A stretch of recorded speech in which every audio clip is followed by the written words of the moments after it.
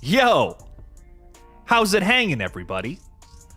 Welcome in, welcome in. Welcome to the Killjoy Jake YouTube channel. Greatly appreciate y'all for hanging out with us. It's time to talk some horror. Ladies and gentlemen, it's a big day. It's a big, big day. As we've had all kinds of exciting news this past weekend. And in fact, we just got ourselves a little bit of an update today. The Killjoy Jake YouTube channel has officially hit 40,000 friends. And that makes me very happy. That makes me very, very happy. And I'm hyped up. I don't even know how to celebrate. I'm speechless. I'm so thankful. This is so cool.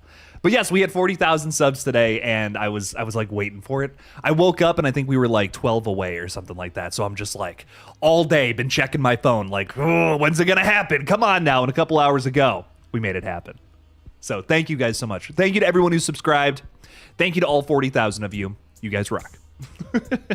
But anyways, it is time to talk a little horror. So let us know your thoughts, feelings, concerns about the genre, things you're excited for, things that maybe look like dog shit to you.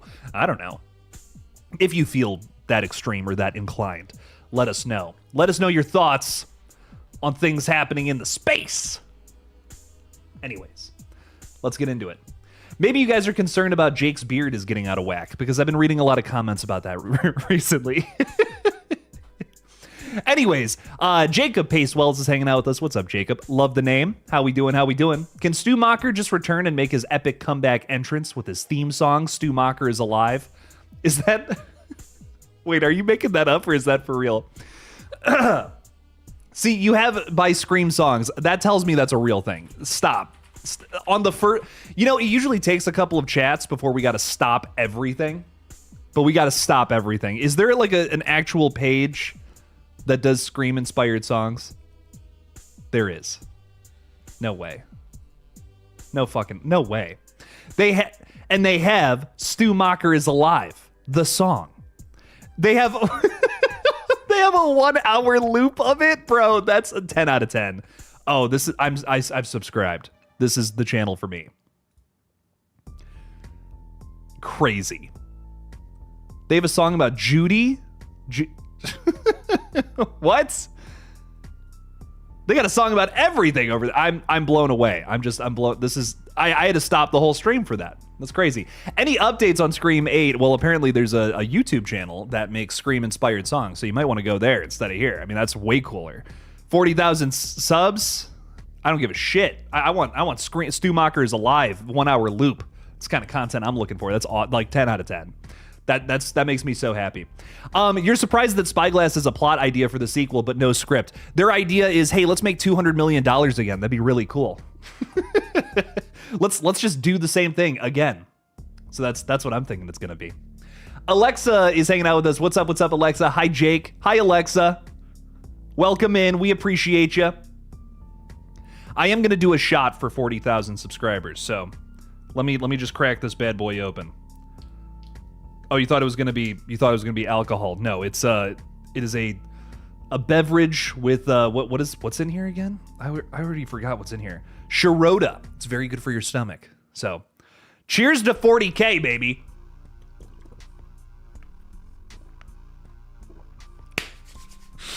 Yeah, I'm powered up. RJ Skarenki is saying it's Monday night. Let's talk horror. You're damn right, guys. The Lethal Collective. That's another thing I wanted to bring up tonight. We were not able to join. Tyler is crazy busy right now. He also runs a Lakers page. So if you're a Lakers fan, go subscribe. And I guess they're doing really well. I don't follow basketball, but I guess they're doing good. And whatever the heck's going on. So he's crazy busy. He's like, I'm so sorry. Can't make it happen. But we will do Lethal Collective next week, I believe. So sorry we've had to delay a few streams. It's been chaos. It's been crazy. I got some projects coming up, so I'm gonna be the reason here that we're gonna have to delay Lethal Collective streams. So it's not one person's fault or the other. We're all just very busy doing our own things. But we love getting together and we love talking horror, baby. So there will be more Lethal Collective streams coming soon. Paula Fitzhenry is saying hi. What's up, Paula? Welcome in. Thanks for being with us. Nice to see you as well. Thanks for hanging out on the stream. Erica Stabs for likes. Much love to Erica as always. Thank you for modding. Thank you for being a channel member. Thank you for being fucking dope. We appreciate you. Brandon the Beldum. What's up, Brandon? It's been a minute since you've been here. What's up? What's up? Welcome, Brandon. Howdy, hey, cowboy. Lady Wires, Chilling Waters. That sounds like the name of like a romance novel or something. Will I cover Prop Master? I don't know what Prop Master is. Tell me what Prop Master is. Maybe I'll cover it. If it sounds cool, I'll cover it. Happy Star Wars Day. May the Force be with you. May the Fourth be with you, I should say. What's my favorite Star Wars movie? Empire Strikes Back. All day, every day. That's never going to change. That's the best one. I don't know what to tell you. It's so good. One of the few sequels that is better than the original. But Star Wars is a weird case because you start with 4, you know? But that is technically the original. So I don't know. I love Part 5. That's the best one, without a doubt. Without a shadow of a doubt. Faith Dorn is saying, hey, Jake, Erica, and chat. Hope everybody is having a great Monday. Congratulations on 40,000 subscribers. Jake, thank you, Faith. I really appreciate it. It's a fun day. It's a fun day and a good time to celebrate. Val's Views is also with us. Congrats, Jake. Thank you, Val. Appreciate that a ton. Thank you for being here. Unpaid Film Critic is saying, Hokum definitely one of the most emotionally based horror films of 2026. Adam Scott definitely reminded me of Stephen King in this film. Yes, 100%. So Stephen King inspired. If you haven't seen Hokum yet, you got to see it. It was very good. It's easily a top 10 from the year. Really fun watch, really brutal. Got some great scares in there, some crazy visuals. It's very different than Damian McCarthy, like what he typically does, what comes out of his wheelhouse. So if you're looking for like a slow burn, well, I don't know if you're going to get that with this one. I'll be honest. People are talking about it like it's a slow burn. It's not a slow burn. Like, I mean, we get right into the action and it kind of doesn't really stop until the end. So I thought it was still great, though. It's not a dig at the film. I think it's awesome. But it's different than what some of the other Damian McCarthy flicks. I feel like it's a little faster paced, chock full of scares, some great performances in there. It's a really well done film. It's really genuinely scary, too. And that's something that I feel like a lot of horror doesn't accomplish. Like, it's like, for me at least, you know, it takes a lot. It takes a lot to push that needle. I see a lot of films, I'm just like, this is just goofy. This is just fun and goofy. And there's nothing wrong with fun and goofy. You know, I love all kinds of horror. Horror doesn't have to be scary to be good, but at the same time, when something does scare, it's a little more impressive because it's like, man, I'm watching shit like this all the time. So when I jump a little bit, it's like, that's pretty impressive. I'll take it. Enzo, what's up, dude? How we doing, man? Congratulations on 40K, Jake. You deserve it. Resident Evil trailer has got me hyped. I'm glad that someone else out there is excited for Resident Evil. I feel like the only one. I feel like the only person. No, so that makes me genuinely happy. I'm just seeing so many people trash this film, and I feel like, you know, they're not really giving it the light of day. And that kind of bums me out. So I personally loved it. I haven't seen it yet. I don't know why I'm talking about it like I've seen it, but I'm loving what I'm seeing from it so far. It looks intense. It looks like we're recreating the vibes of playing the video games. Leon Kennedy's not in it though, Jake. We're not doing the exact same storyline that I'm already familiar with. Well, too bad. Too bad, so sad. I don't know what to tell you. I feel like, why make a movie out of a story that's already been said and done? And also, adapting a story of a video game where, like, the playthrough is, like, 8 to 16 hours, that's a Herculean task that is not going to pay out the way that I think a lot of people think it will. It won't. I would much rather see a creative take what he loves about Resident Evil and transform that into a unique story. I think that just makes way more sense. So I think that the way that they're approaching Resident Evil just makes all the sense in the world. And I think here's another thing real quick that I want to talk about with that. Some people have said, well, Jake, you know, didn't they do that with the first like 6 Resident Evil films? And, you know, say what you want about those films. They're fun, but are they great movies? Not necessarily. I think the difference, though, is we're working with Zach Cregger here. And again, no shade towards Paul W.S. Anderson. I really like a lot of his movies. They're fun. But Paul W.S. Anderson, you know, he makes cheesy B movies. There's nothing wrong with that. There's no shame in that. But, you know, I think Zach Cregger brings a different flavor. And that's great. That's a great thing. And I think this is going to be something different than the Milla Jovovich films. This is going to be something different than Welcome to Raccoon City. So for that, I cheer this on. I applaud this. I really do think this is going to be my favorite Resident Evil film. I really like the flavor that Zach Cregger puts out into the world. I like the taste of him. Nope, I don't like that. I don't like the way I said that. But I really think this Resident Evil, this is going to be a big ol' hit. It's going to be great. Another awesome movie from him. He's 2 for 2 in my book, and I think he's about to go 3 for 3, maybe even 4 for 4 with this The Flood movie, which sounds crazy as fuck. So Zach Krager, he's awesome. We love him, and his Resident Evil is going to kick major ass.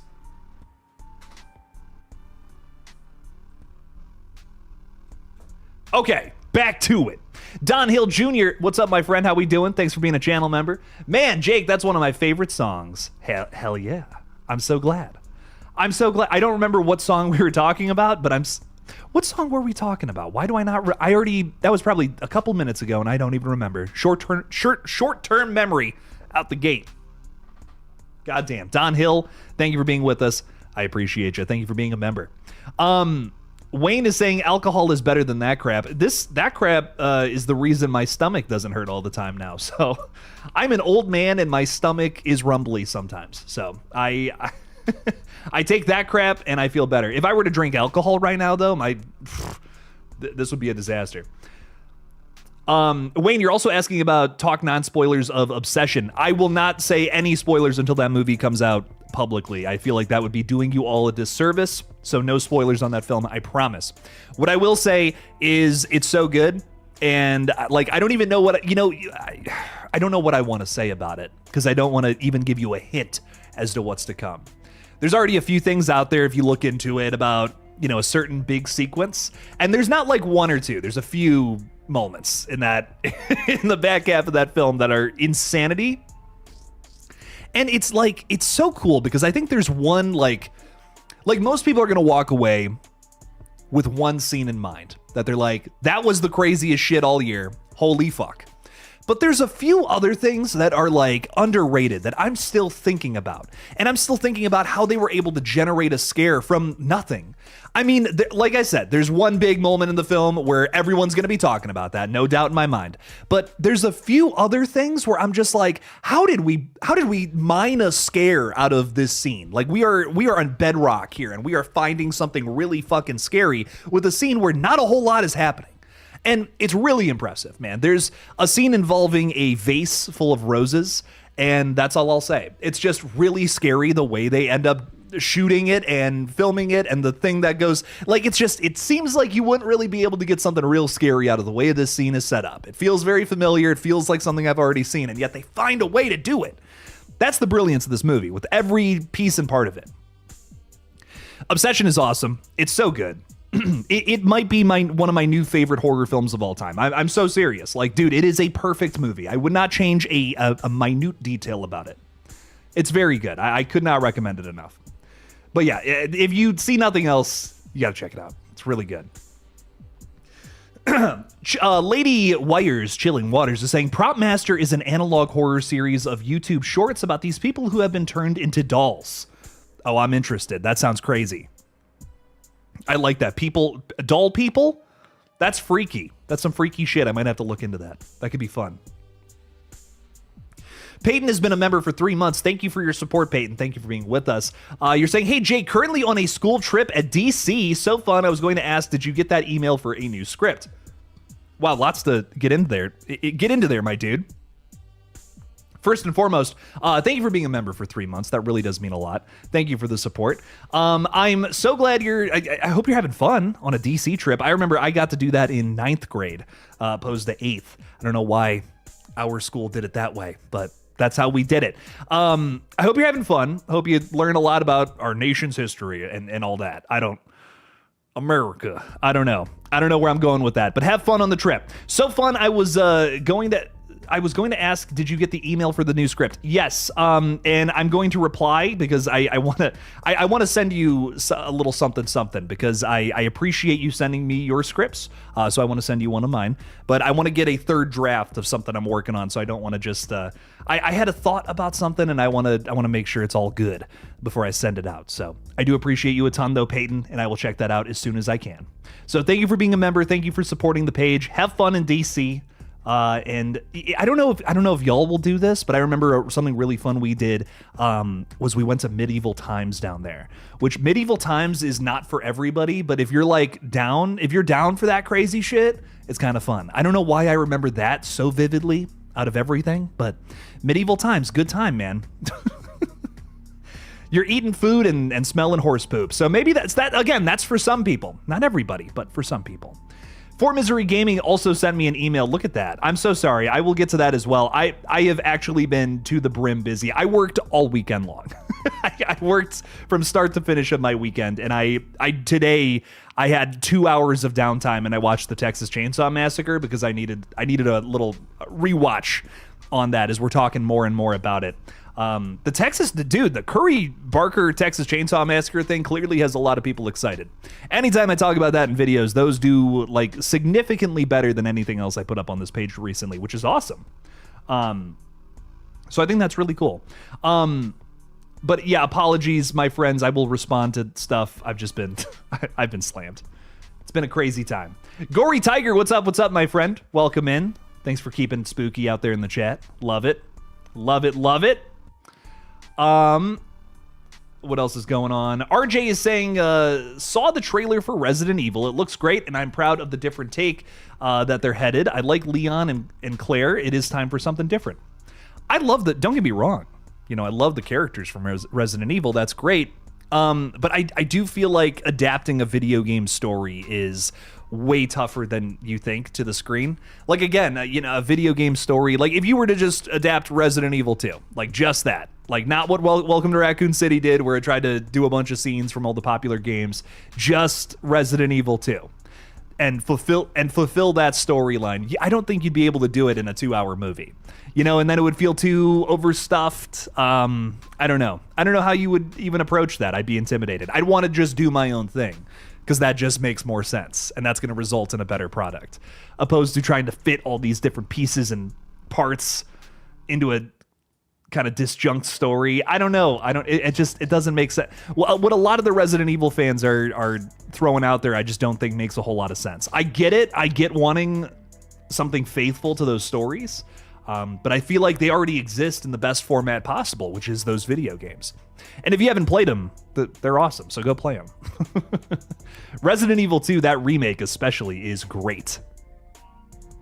That Requiem and maybe the Resident Evil 4 remake are my favorites, I think. Resident Evil 7's really good. Eli Cortez is saying, don't forget to slash that like button and sub to this awesome channel. You're awesome, Eli. Thank you, my friend. I appreciate it. Appreciate it a bunch. Albie Live. What's up, Albie? How we doing? Hey, Jake, Stream 2 coming out in 2026, maybe a question mark at the end there. I don't think it's coming out this year, but to my knowledge, they are getting a move on with it. So I imagine we should be going into production with it soon. They are, Michael Levy, the director, has been talking about it a lot lately, posting about it. Not only is the original movie on Amazon Prime to watch, so they've been talking about that a lot, of course, trying to get the word out. Join the stream and all that fun stuff. But on top of that, they've announced like writers, some cast members. Things are very clearly getting moving. Did you guys see that they met with Rhea Ripley, by the way? I think she's going to be in the sequel as well.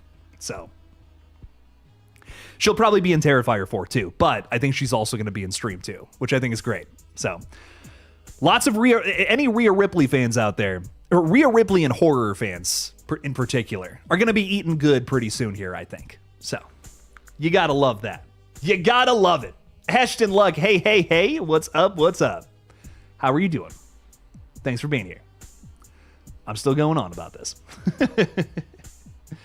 Who else is with us? Brandon is saying, would you consider Terrifier to be comfort horror? I certainly do. Well, I'm a weirdo who does, yes. And Brandon, I'm glad that you're a weirdo that does as well. But I know some people watching a clown rip other people to shreds in elongated sequences. That might not be for everybody, but it's so fun. It's a comedy. Terrifier is a comedy to me. I think it's silly. I think it's great. I can't help but laugh at it. It's so ridiculous. It's awesome. So is it comfort horror? I mean, like, for me it is, but I know for some people they'd probably give me a weird look. Cross the street if I'm walking on the one side, But I really think that Terrifier is just fun. I think on the outside, if you haven't seen it, it comes off as just, well, this is a clown viciously murdering people. But I think there's so much more to it. I love the story with Sienna, that going through the last two movies. I think that's really elevated the last two flicks, and I think that's why they're kind of these big influential slasher films. I mean, Terrifier has gotten to the point where it's influencing Scream, where it used to be the other way around. And that's crazy. That's some crazy talk right there. Every slasher, it's like a staple now. It doesn't matter what the franchise is. You got to have a brutal kill, and it's got to be over the top, because that's what people are, that's what's in. That's what's exciting people right now, you know? And where did that trend start? That was Terrifier, baby. I don't know what to tell you. So I think that's really sick. You gotta love that. You gotta love that Terrifier is more influential than the influential slasher movie. It's crazy. It's crazy. It's a crazy time. Horror is in a very transformative state right now, and it's interesting to watch. That's for sure. So I'm really excited for Terrifier 4 and how weird that one's gonna seemingly get. It sounds like it's gonna be this big epic that takes us to the underworld, maybe. I think there's no doubt in my mind that we are going to have this like final battle between Sienna and Art the Clown in hell, fire, brimstone, demons running around, heads getting chopped off. It's going to be crazy. No way they do that with a low budget, too. That's another big thing about this movie that has me excited. Few things we've learned about Terrifier 4. I keep saying Terrifier 3. I'm still on that train. But a few things we've learned about Terrifier 4 is that they're shooting it on 35mm, which is going to give it like a very old school look about it. 35mm is gorgeous. So anything shot on film, it looks a little better than everything else, in my opinion.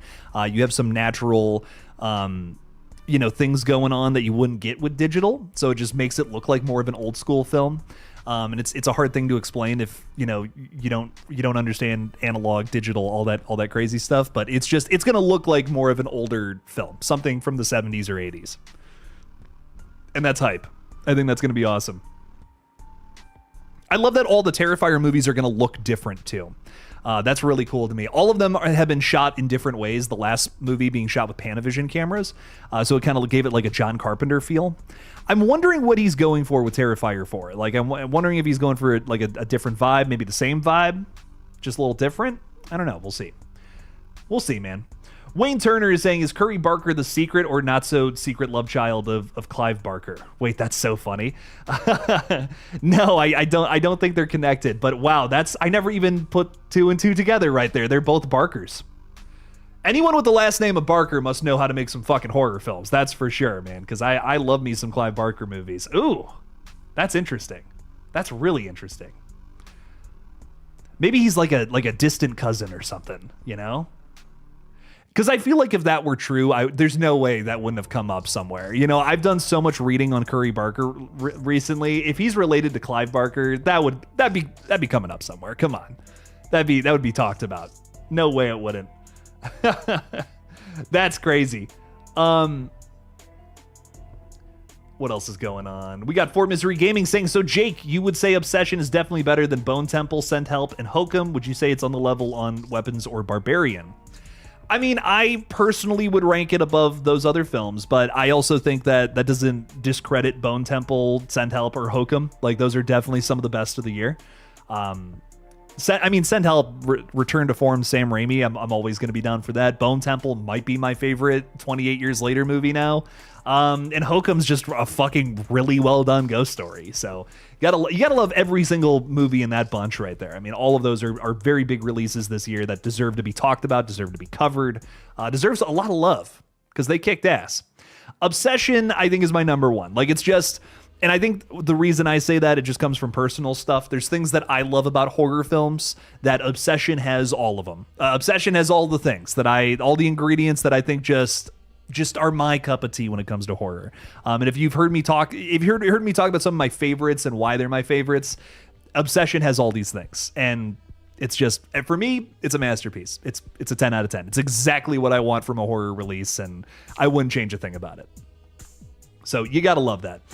Weapon, or Barbarian is a movie that I still love, and I think it's amazing. I still think the ending is maybe the ending's a little silly. So, Barbarian maybe has gone down to a 9 out of 10 for me. Weapons, I think, is a 10 out of 10 still. I think Weapons is fucking awesome.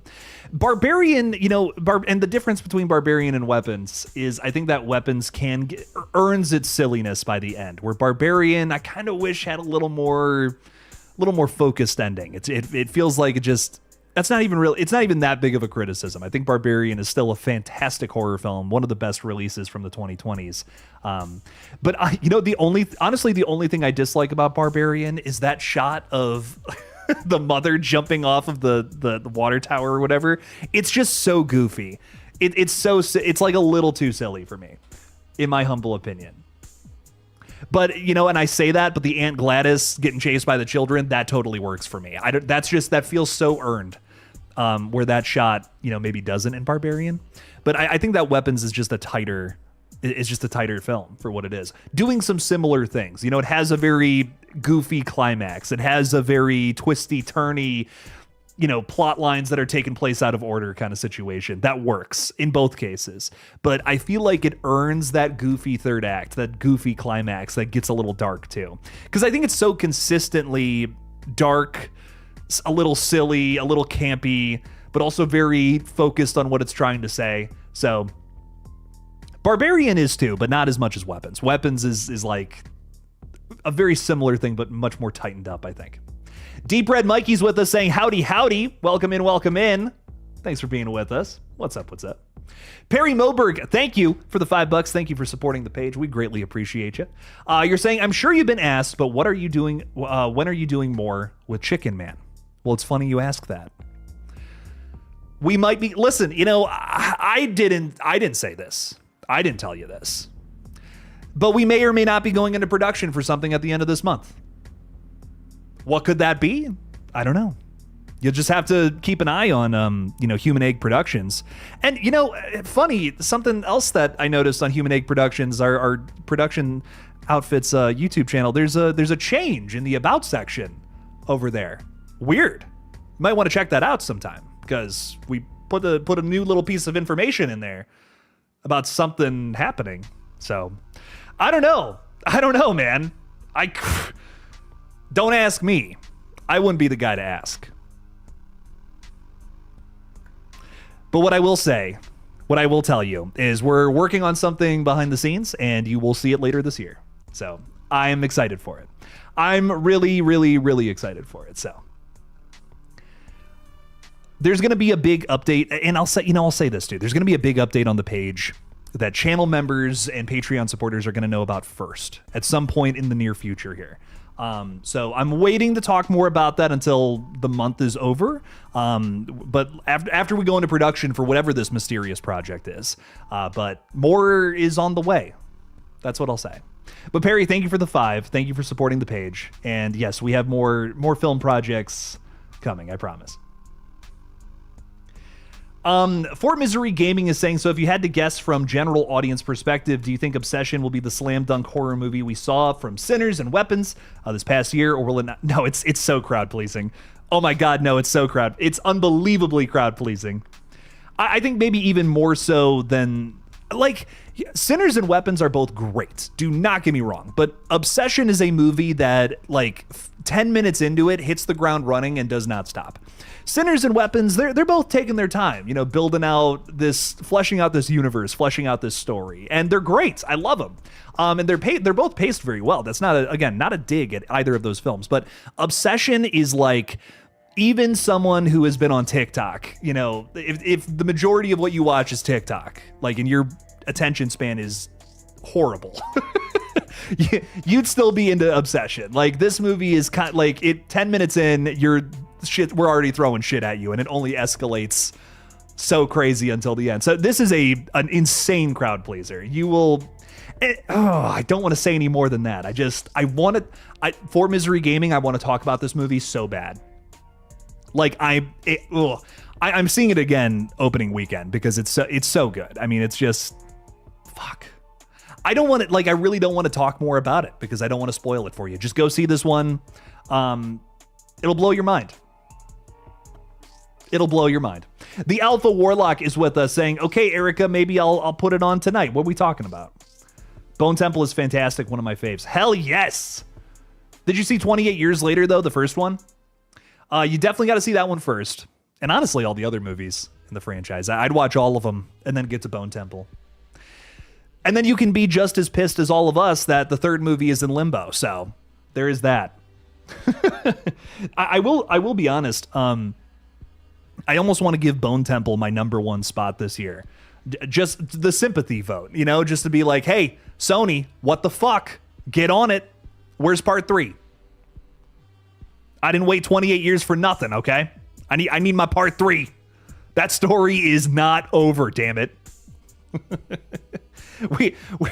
This is the second time in 4 movies we have been left on a huge cliffhanger that may or may not get resolved. And I'm like, oh man, it hurts to be a 28 years later fan. It really does. It's a tough time. It's a tough time to love that franchise.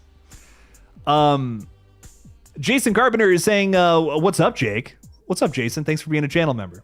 Just made it in. Hope all is well. Missed Hokum this weekend, but I'll check it out on Saturday. Can't wait for Obsession. Seems really up my alley.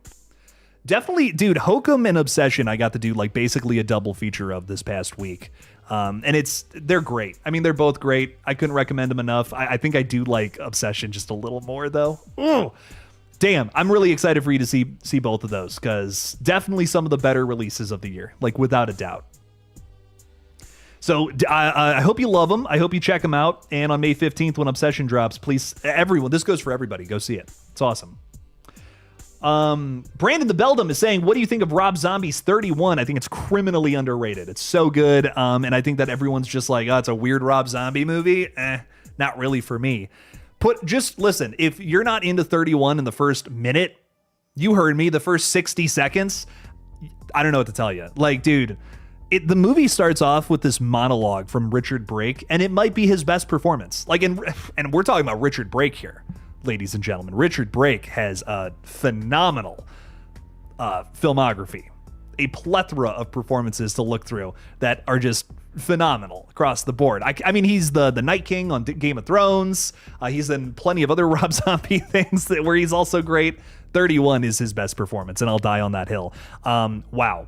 Holy goddamn. Like 31, again, I don't want to talk about it like it's perfect or anything. It's not, but the villain performances in that movie are pretty good. It's one of my favorite Rob Zombie movies for sure. I think it needs a follow-up, or does it end in a good place? Now that's a good question, isn't it, Brandon?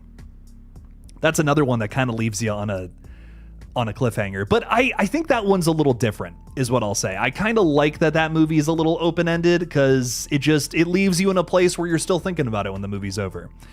Outside of Devil's Rejects, I think that's Rob Zombie's best ending to a movie too. So that's cool. That's really cool. But you do bring up a good point, Brandon. Again, it's a hard thing to talk about without spoiling. That one, again, it's an older movie, but I feel like most people, it's very underseen. Like, I don't see people talking about that when Rob Zombie comes up. It's usually the Halloween movies or like the Firefly trilogy. You know, that's usually what gets talked about the most from him. I would also say if you hate Rob Zombie, I think that one's a little more accessible than some of his other movies. I like, it still has that like hellbilly dialogue where everyone's saying shit and fuck all the time, you know? It's just like, okay, relax. But I do think that it's a little more like familiar with how the plot ends up moving. I think that the villain performances, like slasher fans could really get into that one for that reason. Yeah, I don't know. 31, I really recommend it. It's a little like, it's kind of like, wow, okay, Rob Zombie. Like, good stuff. Good stuff, man. DeChico is saying, don't forget to put makeup on your Ghostface tattoo. That hurt. That cut deep, bro. that really cut deep. Yes, if we do more Chicken Man, that will be covered up this time. That's so funny. Something I mentioned, I made a video talking about Chicken Man on the page, and I said that we didn't have time to make a prosthetic for my shoulder, so that this was covered up. If you don't know, I have a big old ghost face on my shoulder here, and in the film it doesn't make sense. It's like, why is there a ghost face tattoo? It's just really distracting, and I hate it. And it's like, if I could go back, I would alter that, you know. I would change that if I could. But yeah, if we do, when we do more with Chicken Man, because we will, that'll be covered up. But wow, like, cuts deep, bro. Cuts deep. We got Eric hanging out with us. Yo. Bone Temple suffered from releasing too early. It should have waited an additional 6 months and marketed more. I think it was too soon after 28 years later. Like, I feel like, people, it was January. It was only like kind of 6 months later, like you said. And I also feel like a lot of people were kind of turned off by Bone Temple. Like Five Nights at Freddy's 2, I think is a really good example of waiting the right amount of time for people to get interested again. However, a lot of people were not crazy about that first Five Nights at Freddy's movie. They were like, just what the hell is going on here? This is just a bunch of references and that's kind of it. But then 2 years pass, and you're like, okay, Five Nights at Freddy's is a cool concept. I'll see the new movie, Maybe it's different. Maybe it's a little better, right? They came off of 28 years later, a movie that kind of performed well, like made its money at the box office, but just was reviewed. It was mixed reviews overall. And, you still got those people who are still hot, like familiar with that. I mean, it was really only a couple of months after 28 years later hit streaming. You got to think about it that way too. I mean, only a couple months later, and then we got a whole new movie, and it's just, people are probably just like, I'm skipping that one. They should have waited until this summer to release it. Like, if they would have released it in like a month here, Bone Temple, I think that would have made way more sense. But yeah, releasing it in January, that was a mistake. January, it's like surprisingly becoming this better month for horror movie releases. I mean, we got, in my opinion, two of the better horror films of the entire year in this past January. Bone Temple and Send Help. Holy shit, great movies. But it would have made more sense releasing that in the summertime, for sure. It's a summer horror movie. It feels like a summer horror movie. Just like the first one, just like 28 years later. I like both of those feel like I should be watching this like middle of the summer, like kind of got that vibe to it. The weather's like that in those films. I don't know. What do I know? But I think you're right. I think they should have waited a little longer. People would have been a little more fond of it. But yeah, just one of those situations. For Misery Gaming is saying, so judging from the trailers of both Evil Dead Burn and Zach's Resident Evil movie, you don't think they can be the tipping top like Obsession is? I'm sure those movies are going to be awesome, and I'm sure I'm going to love them. But like Obsession has in its corner the fact that it's an original horror movie. And for me personally, I always like original horror just a little more than sequels or franchise continuations. You are talking about franchises that are like some of my favorites to watch, though. I mean, zombie franchises in general, I eat that shit up. It's great. So a new zombie horror movie in Resident Evil, I'm down. Let's check this thing out. I'm sure it's going to be great. Evil Dead Burn. Evil Dead's one of my favorite franchises, man. Evil Dead 6, I'm gonna be there day one, and I'm probably gonna love it. But again, I do feel like, just franchise continuations in general, they're harder to make good than like an original flick, where you don't have to keep anything consistent with what came before.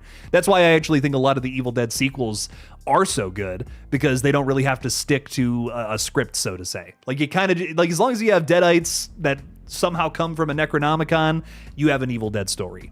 Cool. That's really all you need, Maybe reference some of the past movies, like some of them have, if you want. But you really just need to tell a good story where people are turning into Deadites, and fans will be satisfied. So I think that's why Evil Dead sequels in general have that edge. But when we're talking about a franchise where like every single sequel is building off of what came before, and then you also have totally different creatives in charge of where that story's going, by the time you get to entry number 5 or 6 or 7, it gets a little messy. I just think franchises that if you're going to swap creatives, I think it just makes a little more sense to let people do their own thing. And I think that's easier in a franchise like Evil Dead, where it's like, here's these one-shot stories where the Book of the Dead just happens to pop up here. And that's what happens. So I hope that, more franchises take note about what Evil Dead is doing, what Predator is doing, what Alien is doing, and maybe even Resident Evil as well. I think Resident Evil is kind of in that same boat, right? I mean, Resident Evil, pretty much every movie after the Milla Jovovich flick now, or that whole series, has been like one-offs. So I hope that whatever comes next from Resident Evil, the film franchise, it's kind of the same situation, just little one-offs in that universe. Wayne has got to go, trying to get over being sick. I'm so sorry, my friend. That's no good. Have a sleep, my friend, 100%, and feel better. You're gonna go watch The Mummy. Nice. Enjoy Jake's stream. Congratulations again on 40,000 subs. Jake and Joy. Thank you so much, Wayne. I greatly appreciate it. I hope you feel better soon, my friend. And I really hope you enjoyed The Mummy, because that was also a fun watch. That was crazy. Evil Dead Mummy, really good times. Evil Dead Cairo, I had a good time with it.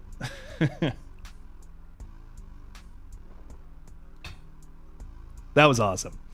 What a killer movie. Anna Sweetberry is saying, what's up, Jake? What's up, Anna Sweetberry? How are you? Do you grow berries? I'm just curious. Because I used to grow blackberries and strawberries when we were younger in our backyard. And love them. So good. Glad to see you online. Thank you so much. Was just watching someone's reaction to Scream 7. I like hearing different people's take on 7, positive and negative. I wish I was more positive with it. I love the Scream franchise so much. But yeah, 7 is just, it really didn't do it for me, sadly. But I think I will do some sort of, reaction video to it at some point. I don't know when. I don't know when that's going to be. I don't want to promise anything. But I would get into it. I would do that again, for the next time I rewatch it. I do want to see it, again at some point. It's a film that's part of my favorite franchise. So, I'm going to watch it again. Just like how I've stomached Halloween Ends, multiple times now, even though I really don't like that one, but I still watch it, So at some point, yeah, I'll get around. I will get around to watching it, and I'll probably put it up on the page. It'll be a big video. DeChico, you're saying I actually didn't find it too distracting, to be honest. Well, hey, I appreciate that. Thank you. But, as someone who spent 8 months editing it, all I could look at was this fucking thing. I was just like, oh, I almost paid a VFX artist to cover it up. I almost did. We were completely out of money by the time we got to post-production, but I almost was just like, you know what? I'm going into debt. I don't care. I want that tattoo gone. But yeah, next time Chicken Man will be covered in more boils and shit, body horror, because that's always a good time. That hamster sized, what was it? The boil or whatever on him. That's a great scene in that original short. So much fun. So much fun to film. Everybody on set, someone on set got sick. I don't know if I've ever told that story, but I won't say who. But someone actually was like dry heaving in the corner afterwards, and I'm just like, oh, this is gonna hit. This is gonna hit. I really, with Chicken Man, and I'll shut up about it in a second, but I remember writing it and being like, the first minute of this has to grab people. What do I do? Okay, we're gonna have a crazy kill and some insane body horror, also a tease at the concept that's going on here. So I think I accomplished that in a minute, and I'm pretty happy with that. But yeah, I'm I'm really hoping to do more with that soon. Eric is saying that's all I gotta do to make an Evil Dead movie. Hell, I'm in. Let's make one. Eric really wants to make an Evil Dead movie. We've had whole conversations about this. I love Evil Dead, man, and I would be so down. I would be so down to make one. That would be. I think, Eric, I told you recently. I'm like, if I was to do a fan film again, Evil Dead is top of my list. Like, that would be 100% what I would want to do. For Misery Gaming is saying, so I guess my question is, if you put your personal bias aside for original horror, would Obsession as a casual horror viewer still rank? What are you trying to ask me, bro? I feel like you've asked me this question like 3 times.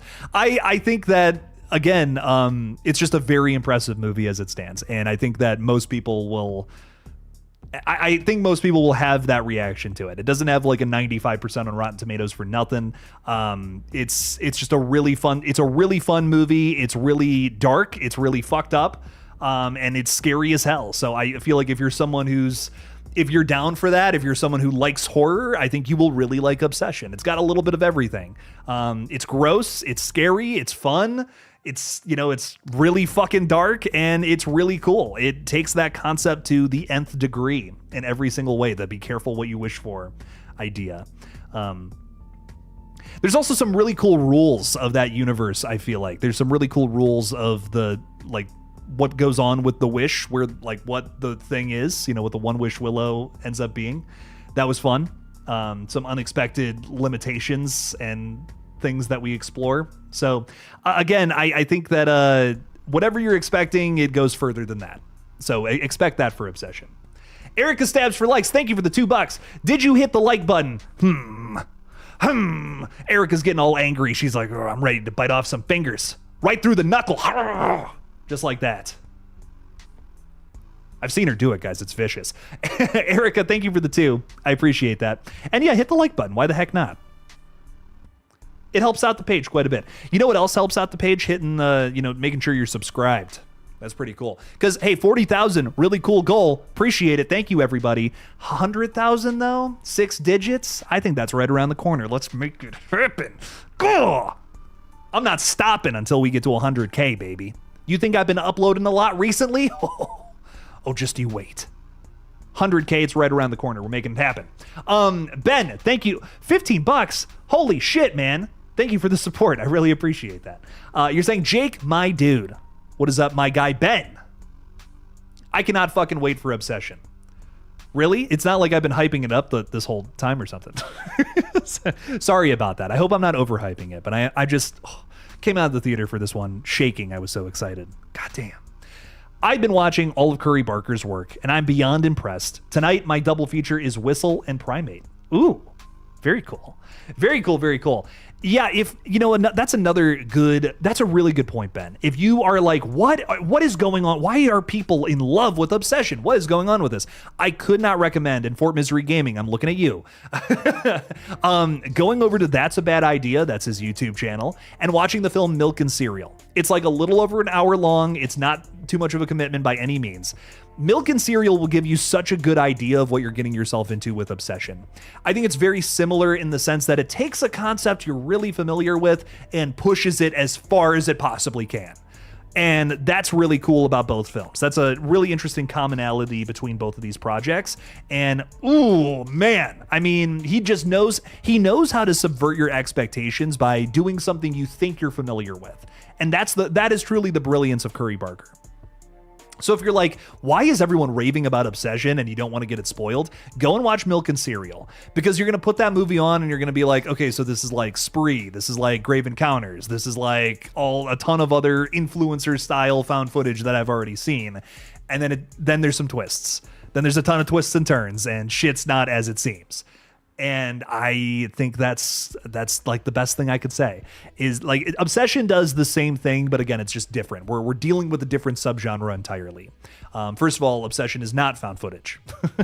It's not about influencers either. It's just about, here's a group of friends, and there's some romantic struggles between some of the characters. Let's just say that. It's really only about 4 characters, which I think is really cool too.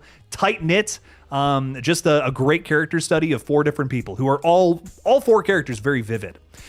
Everyone's going to be coming out of this movie saying, Nikki, holy shit, I pronounced her name wrong in my review and I feel like such an idiot. Indy Navarrete is how you actually pronounce her name. She's a scream queen in the making. She's going to be in a whole bunch of horror moving forward. There's no doubt in my mind about it. Her performance as Nikki in this is something really special. But everybody's good. I mean, everybody is given a really kick-ass performance. And you'll know I think everyone's going to know what I mean by the time we get out of it. Everyone is utilized for some very specific and important reason to tell that story. And it's brilliant. No stone is left unturned. Let's just say that. Like anything that is set up in that film is utilized for something. If it's a good scare, if it's a good plot turn, something. And it's amazing. And Milk and Cereal, I feel like, is very similar. Like, there's little things that'll happen early on, and you're just like, oh, that's weird. Why is the guy drinking milk? That doesn't seem like it's that important of a detail. That's all I'll say. There's cool shit going on in Milk and Cereal. Go watch that, give it a watch, and then you'll see what I'm talking about. Getting back to this, though, you're saying that you're doing a double feature of Whistle and Primate. I still haven't seen Whistle. So, Ben, please report back here and let me know your thoughts on that. I missed it earlier this year. I was like in the thick of Scream 7, basically, when that was coming out, so I just didn't have time to get to it. Primate, however, a very fun time. I loved Primate. I liked Primate more than most people, I think. That was just a really fun movie. It felt like a good throwback creature feature, some brutal kills, John Carpenter inspired score, gorgeous cinematography. Don't expect any more than that, though. If you're going into the Killer Monkey movie and you're expecting Oscar worthy performances, I don't know, you're going to be disappointed. I don't know what to tell you. The performance is not the greatest of all time. The story structure, not the most original of all time, but it doesn't need to be. And it's not going for that, really. Creature feature, great setting, some brutal kills. It delivers on that, and that's it. And that's okay. It's a tight, less than 90 minutes, which I love. It's a really we need movies like Primate, honestly, to fill out the year. Not everything needs to be best horror movie of the year. Not everything needs to be the greatest thing I've ever seen. Sometimes I just want to watch a B movie, make some popcorn, throw on Primate, have a good time. That's what that movie is. And that's awesome. Turn your brain off, have fun. I love movies like Primate. We need movies like that, I think. It's important. It's important to have some goof off movies, some McDonald's drive-through movies. And that's what Primate is. Let me know your thoughts on Whistle, though. I'm curious. I've heard mixed things. I've heard all over the place things about Whistle. I actually had someone reach out to me on Discord saying, dude, check out that movie. It was pretty good. So I'll take it. Not a glowing review, but a good review. And I love positivity, Ben. Thank you for the 15. Enjoy your double feature. Have such a good time. And, I haven't really said this too many times on this stream, so I guess I'll say it again, just might as well repeat this. Make sure you go and see Obsession on May 15th. So they're not even paying me. Can I just be honest? I am not sponsored to talk about this. This movie is so good. And if y'all miss it, you fucked up. You done fucked up. Brandon, yo, what's up, Brandon?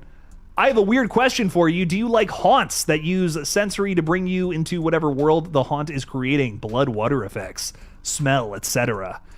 Yeah, I mean, I've been through a few haunts, local ones. Also, your big time ones like your Universal Studios Halloween Horror Nights kind of thing. And they're always, I've always had a very good time at all of them. I've never gone through one that I disliked. Feels like anytime I've been to a haunt, like they're typically run by people who are very passionate about it. I remember my good friend Yurdy G and a lot of his friends, we all went out to Wicked World out in Kentucky. So shout out to Wicked World. And that was really fun, dude. Like, it was just a really cool, like, they had like 3 main haunted houses at the time. I don't know the situation now. This was a couple years ago.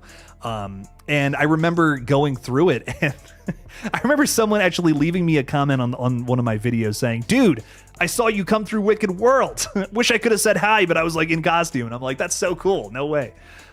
So that was, it's great. It's I love the passion. That's like a whole community. Like, you wouldn't think it, but like that's like a whole side of the horror community, is just doing haunted houses and scare actors, all that kind of thing. I love it. I think that's so cool. Like, I've discovered so many different little pockets of horror fans that not only movie fans, video game fans, haunted house fans, cosplayers, all kinds of different things. There's all kinds of different horror fans out there, and it's really interesting. It's a cool world. I considered doing it for a little while too when I was like totally broke. So it's kind of dope. It's a dope little world, and I love that. So yes, I love when people are so passionate about that they like put their whole heart and soul into making a really scary house. I love that shit. For Misery saying, sorry, I'm just trying to get my movie crew hyped for Obsession. No, you're good, dude. Don't worry about it. I guess I didn't know what you wanted from me. I was like, it's so good. I'd like, trust me. Trust me, it's good. Go see it. Sorry for asking so many times. Just want to make sure your opinion wasn't screwed like some other movies we don't agree on. I will say, we've talked a lot. You and I have talked about what was the movie? I totally forgot the name of it. Fuck. Undertone.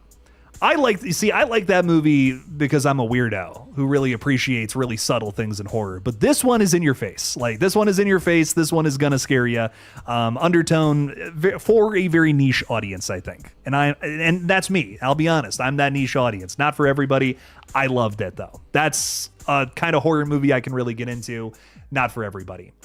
Obsession. This is a movie that's just gonna blow everyone out of the water. If I'm being honest, I know it. I remember coming out of 28 years later, The Bone Temple, and being like, not everyone's going to like that movie. I promise you. That's a weird one, and it was for me. I don't know who else it's for, but it was definitely for me. Getting high with a zombie is a very big part of the plot line there. And I can imagine some people who want to see, just a whole movie of zombies ripping people apart and chasing after folks really might not get into a storyline about a sympathetic angle to a zombie, an alpha zombie. So I understand not loving Bone Temple, but for me, it's like, this is so original. Like, I've never seen another movie like this, and it's done so well. I loved it. So, this is different than that. This is definitely different than that. Obsession's a little more accessible, and I think that, younger generation and old alike will really like it, and that's a really, I said that in my review, and I think that's really special about it, is that it's not necessarily like for anybody. It's a really well done horror film. And I think the big reason for that is because it is such a general and simple premise that ends up spiraling into a complicated area. It starts off in such a familiar place. It's almost like you have, something like Undertone, you got a small net, and you're only going to catch a few shrimp doing that. But with Obsession, you start off with this bigger net, and it definitely shrinks a little bit as time goes on. But I think at the beginning, everyone's going to really get into it. It feels familiar, and then we go to some new places, So I really do think that people are going to, I think majority of people really going to walk away from this one being like, wow, that was a masterpiece. That was so good. Mary Jane is fun with friends. What's up, my friend? What's up, Mary Jane? How we doing? Hi, Jake. I'm late to the chat, but did you see The Mummy yet? Just saw it last night, and I'm terrified and also obsessed. Yes, I really liked it. I kind of knew going into this one I was really going to like it. I love Lee Cronin. I love his style. I love split diopter shots, and this movie is chock full of them. I feel like they didn't have a lens maybe one day. They're just like, we only have the split diopter. We might as well just use this for every single fucking scene we're going to shoot today. It's actually it's egregious how many times they use this thing. There's a what is it? There's like a little cutaway scene, just like a back and forth between a conversation, and they're using the split diopter for like half a fucking second for something, and I'm just like, what? Are you serious? That was ridiculous, and I loved it. No, I sound like I'm complaining, but I loved The Mummy. That was that was awesome. It's very stylized. It's so Sam Raimi inspired, which you gotta love. Lee Cronin's like a junior Sam Raimi in a way. It's Evil Dead, but it is also it's got some other things going on with it too. It's very The Exorcist inspired, which I loved. The plot is so fucking weird. And I feel like I'm happy, it ended the way it did, but also if it ended, 5 minutes before that, I wouldn't have minded that either. Both endings are kind of interesting to me. So it has two endings. Let's just be real here. The Mummy has two endings. If you haven't seen it, you're probably like, what? What are you talking about? It has two endings. It ends two different ways. They clearly tacked on that last scene, but I don't mind it. I think it's interesting. It weirdly turns the movie into something else right at the end. And that's a movie that's bouncing subgenres everywhere, baby. So The Mummy, it's a weird one. It's disjunct, and I can understand walking away from it being like, that was fucking weird, But it was good weird, in my opinion. I vibed with it. You can feel the Lee Cronin as the scientist experimenting with it the whole time. You can really feel we're going to take a swing into this direction and see what happens. And it's cool. It's a really cool movie, and it's definitely high up on my list. So if you haven't seen it yet, it's a weird one. And I think it adds to this long list of 2026 horror releases that are gross as hell. There's a lot of gross movies this year, and I'm eating it all up. Obsession is no different. We always find a way to come back to that. Speaking of which, Ben is throwing $5 out there. Thank you for the support. You're saying, Jake, I love milk and cereal. Dude, me too. I found Curry Barker back when he posted that Talk to Me parody. That was my first exposure to him, and That's a Bad Idea. Talk to Me came out, that short came out, and it was like, oh, this is really funny. These guys are great. I watched all their other stuff. They're primarily comedy stuff over on their page, but comedians turned horror veterans. It's a very, very frequent pipeline we're seeing in the space nowadays. It all makes sense. But their content is fucking fantastic. A lot of great shorts over from them. And it's no surprise that they're making killer horror now. You're also saying, I purchased Whistle on physical media. Great kills, gloomy cinematography, ominous music, and serviceable characters. I remember Nick Frost is in that movie, and I really love Nick Frost. So I'm I'm always down for more stuff with him. Who else? I feel like there's one other big name. Daphne Keane is in this movie. Oh, duh. I know her. She's Mini Wolverine. Silly me. Yeah, Daphne Keane and Nick Frost. Okay, I'm going to have to watch it at some point. The Aztec death whistle is something I was very familiar with. They use it oftentimes in a lot of horror. I mean, it's a sound effect they use in a ton of horror movies. You just don't know it because they bury it with other sounds or something. It's just, it's a very specific sound that once you hear it, it's like, oh, that's so scary. Wow. that's freaky. So a whole movie about that, it feels so baked in, a long time of horror history. That's really cool. So really dope shit. I will definitely have to check it out sometime soon. I might even pick up the DVD. I've been doing that recently, just like picking up a DVD of something I've never seen and just watching it, seeing what's up with it. Something like a cheap little Walmart DVD. There's something more fun about that than just watching it on streaming and then forgetting about it, I kind of love that. Robbie and Three Cats is saying, unfortunately, when Obsession releases, I won't be able to go see it because I'm in a community theater production of The Wizard of Oz. Well, that's a really fucking good excuse to not see it. I got to be honest. That's really dope. You're doing that later this month, and because it's the month, we are very busy. I can imagine. I used to do theater back in high school. Can you tell I'm a theater kid with how fucking obnoxious I am? That is not a dig towards you, my friend. I'm just being silly. Yeah, I totally get it. I completely understand. The month before a production like that, you are just nonstop rehearsing, reading lines, going over it a million times in your head. I get it. But when you can see it, please go check it out because it is it's very good. And if you can't see it in theaters, if you got to wait till it's on digital or something, dude, do it because it's so worth your time. I promise. For Misery Gaming is saying, Jake, speaking of HHN, did you hear the rumor that Hellraiser may not be coming to HHN? Now I wonder if we still get an icon level like Hellraiser if it doesn't change or what they will fill for it. I am curious what they're going to do this year. I remember last year was really big, and I don't know how they're going to top that after the Terrifier house. Like that was crazy big. Everyone was talking about that. Even people who weren't really into haunted houses, I feel like that was a topic of conversation. So how do you top that? You need a big icon, I think, this year for sure. Hellraiser is getting a lot of love recently. We have a really highly anticipated video game on the horizon, which I will definitely be playing on the page at some point. Really excited for, what's it called? It's Hellraiser something. Revival? Hellraiser Resurrect? I don't know.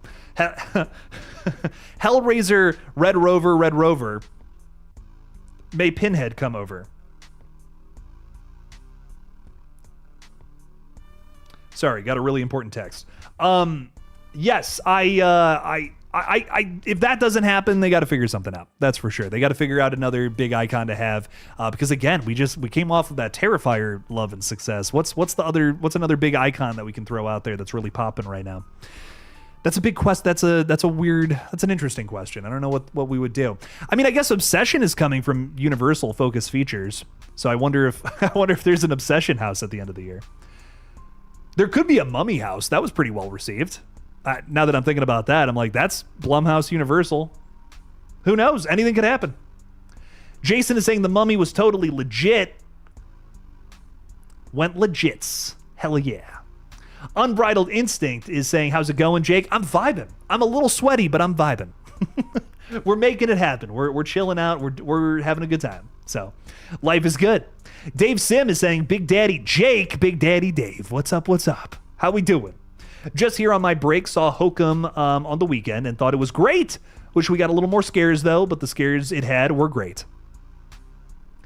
Man, I'm kind of shocked. I'm kind of shocked to hear that. I feel like there was like, maybe I was expecting like a typical Damian McCarthy film where, you don't really get a ton of scares until the end, maybe like one or two before then, especially comparing this to Oddity. Like Hokum has like, and I'm not even exaggerating, triple the scares. If you haven't seen Oddity, like, I don't even know if you'd like Oddity. I'm gonna be honest. Oddity is a movie, his second feature. Same thing with Caveat. I'd say those movies are pretty similar in the sense that they're really marinating you in like tension and atmosphere until the end for like a big bang. In both cases, actually, weird coincidence in both cases.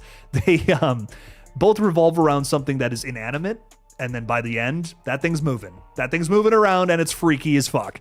So Hokum is a little bit of a different story, though. There is all kinds of monsters and goblins and demons and witches running around and doing some crazy jump scares and whatnot. So it's such a, like, again, if you watch Caveat and Oddity, these movies that take their time and just build this slow burn story out, which, admittedly is not for everybody. Again, Not a whole lot's going on in those first 2 acts outside of story stuff. But then you get to the end and it's just like, I mean, I remember seeing Oddity for the first time in theaters, and like all I'm going to say is something starts moving around. And I mean, I am like fingernails gripping my theater seat. Like, Jesus, what? That's terrifying. So Hokum, you know, I think that I really liked Hokum. I loved it. Honestly, it's a 9 out of 10 horror film for me, but I do feel like in comparison to Oddity and Caveat, I didn't feel that same like gripping my seat in terror by the time we got to the ending. It's still very scary, like do not get me wrong, but it is a little more focused on scattered scares rather than just hyping up one big moment at the end. You know, and I think that to me is kind of the big draw to a good slow burn is that last those last 15 minutes or whatever, the big climax, whatever that ends up being. But I think Hokum is a different approach, but it's still very good. It's still very well done, and arguably Damian McCarthy's best. So it's one of those things that it's just it's different cups of tea, different flavors to explore, and there's nothing wrong with that. I think as a director, you don't want to become too predictable either. So I'm actually kind of glad Damian has tried out some other things and has been successful in doing it too. So I really liked it. I had a really good time with it. And Adam Scott, I can't believe I didn't even mention that in that whole little rant. Adam Scott's so good in that movie, dude. Oh man. Kick ass in that movie. JPR, what's up, dude? It's been a hot minute since the last time I hopped into one of your streams. What's your opinion on Resident Evil 2026? Well, hang on, before we go any further. JPR, thanks for being here with us. I appreciate you. Thanks for hanging. Thanks for talking a little horror. Thanks for getting a little freaky. Because it always gets a little freaky on these streams. You know what's up. Thoughts on Resident Evil, and what do you believe the endgame Evil Dead burn is setting up? Oh, some good questions. I am really excited for Resident Evil 2026. I think it's going to be a very fun, like high octane, intense action horror.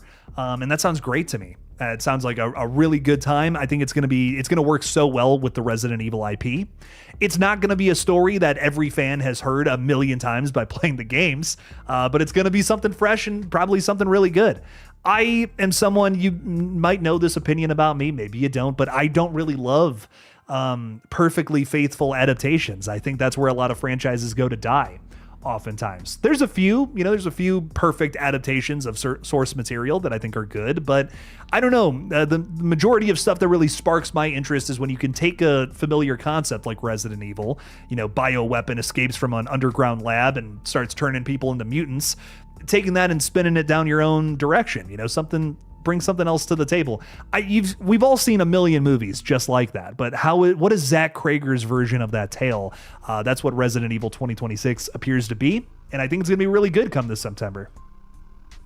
Evil Dead Burn, honestly, very same situation, but you're talking a little more about what do you think the end game is? What are we setting up here? I think that Evil Dead Burn is going to be it looks so similar to, Rise and Evil Dead 2013 based on a lot of the early images we've seen. But that teaser trailer we got tells us we're getting into something that feels maybe a little less personal and a little more like I'm in a house with 60 other fucking deadites coming after me and I just have to kind of do whatever I can to survive, be quiet, hide in the darkness if I can. So I think what is going to make Evil Dead Burn stand out from the pack is I think it's going to be a bigger cast. You're going to have more people transforming into deadites. You already see that in that first teaser trailer. That's what is really gripping me, really drawing me into something that feels like not just another movie about a personalized group of characters that are going through some sort of trauma, and now we're going to amplify that with the Book of the Dead, essentially, which honestly has me excited. I'll be real. When we heard that it was just going to be about a family in a house, I was like, that might just be, Evil Dead 2013 with some extra steps to it, just a different story, maybe some more characters, whatever. But essentially, people trapped in a cabin dealing with their issues, and then people start transforming into deadites. Not that that's bad. I'm always down. I'm going to be real. Evil Dead, whatever. I'll eat it up. Bring it on. Let's go. Just don't fuck up that storyline. Give me some good characters I actually don't want to see, saw off their arm with an electric saw. That would be great. But I'm really liking that Evil Dead Burn is taking more similar to an approach of Infested, Sebastian Vanacek's first feature film from 2023. That's a movie where you have all these characters trapped in an apartment building, and they're running from a bunch of spiders that are growing at an alarming rate and trying to eat everybody in sight. So I think that's going to feel much more like Infested than Evil Dead Rise or Evil Dead 2013. So if you haven't seen Infested, I highly recommend putting that one on, because that teaser trailer, like the moment I saw that, I'm like, that reminds me of a scene in Infested. Like, I really think this is going to be a movie about, you know, kind of not faceless deadites. That's not the word I want to say, but more so the horror of like a mob of deadites, a horde of deadites versus just one or two, which is already scary. But what does a horde of deadites look like? You know, outside of like the Skeleton Army and Army of Darkness, we really haven't seen that put to screen. So it feels like we're getting into some new territory here. What's the end game of this film?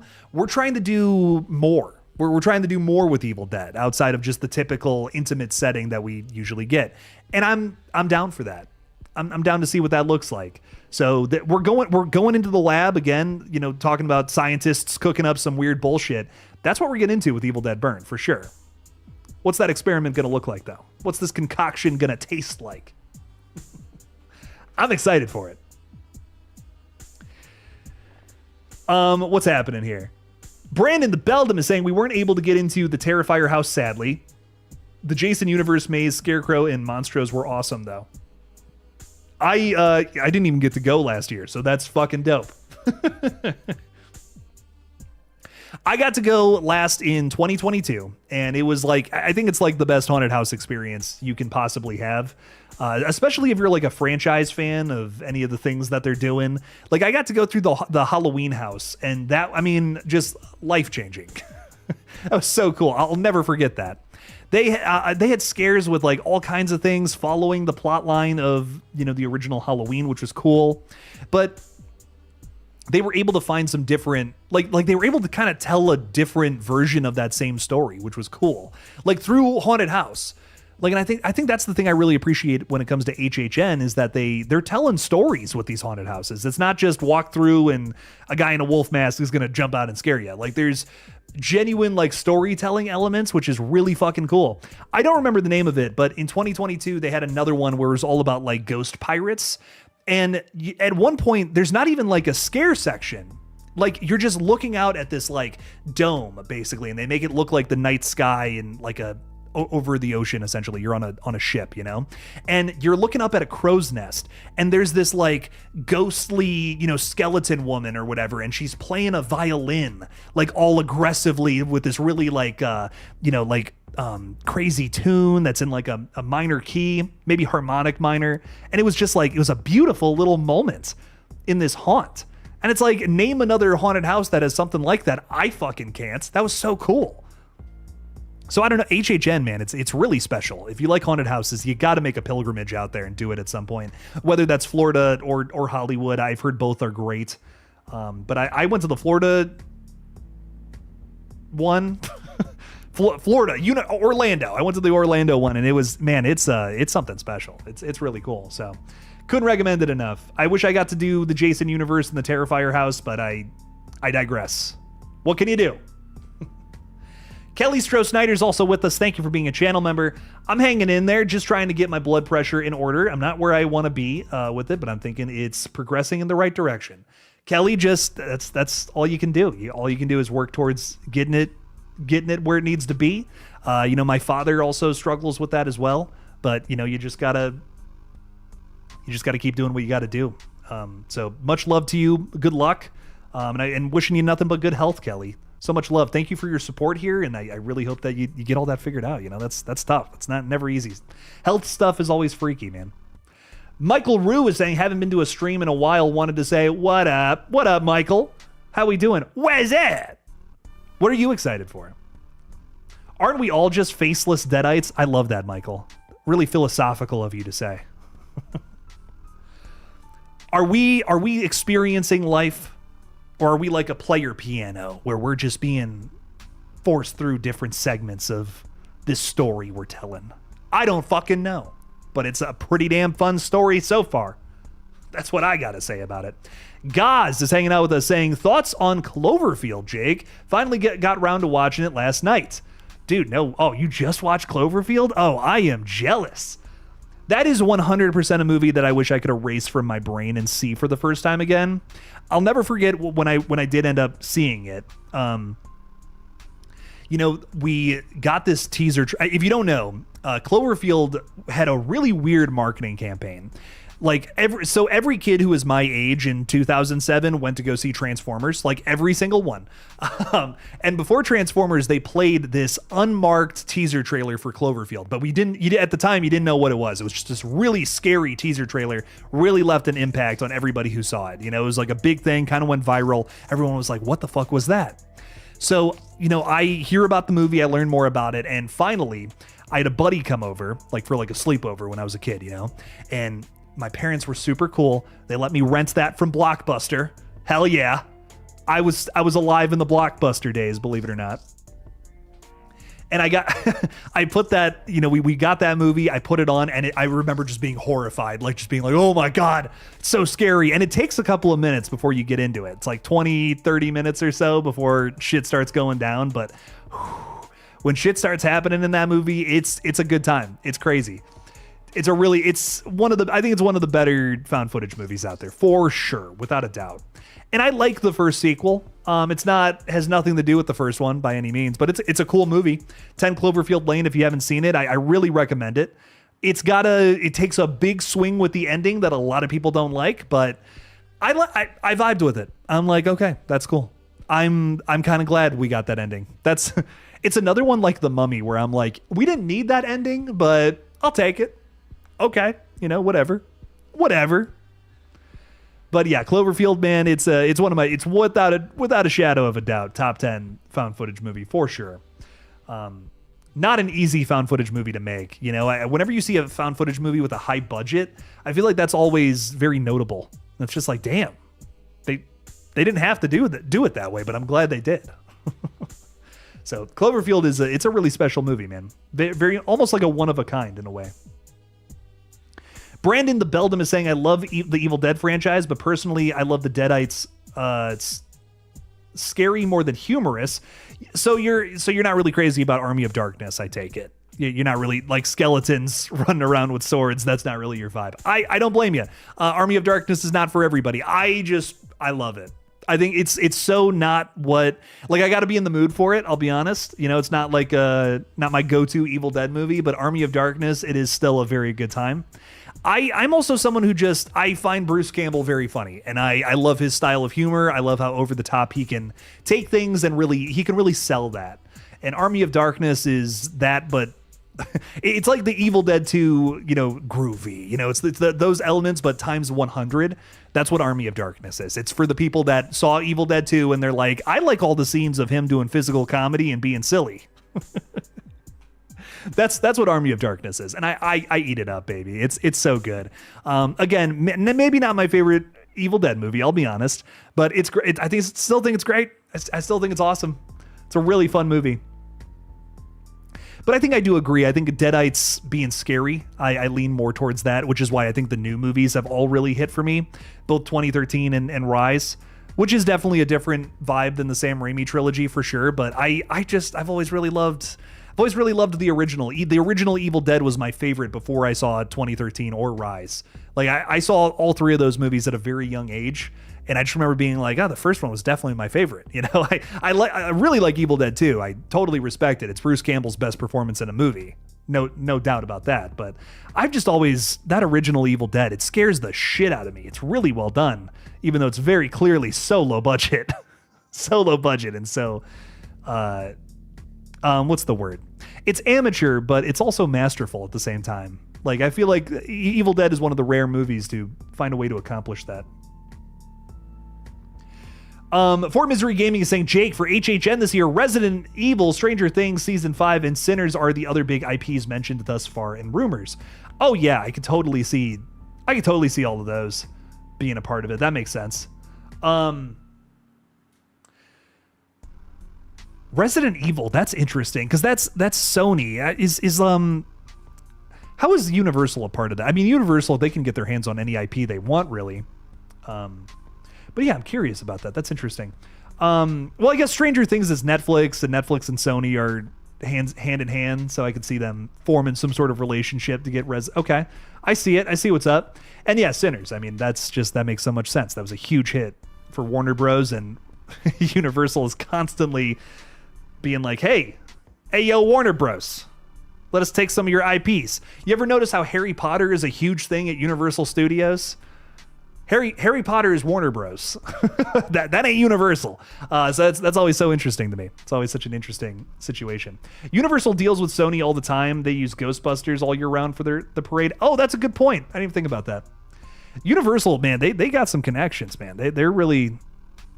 You think about in comparison to some other studios out there, names I won't name because I don't like being sued. Universal, man, they must have some good, relationships with some of the other studios out there. That's really cool. Broken Cowl is saying, I had spinal fusion surgery 3 weeks ago. Oh my God, whoever sent that health message. Holy crap. Wow.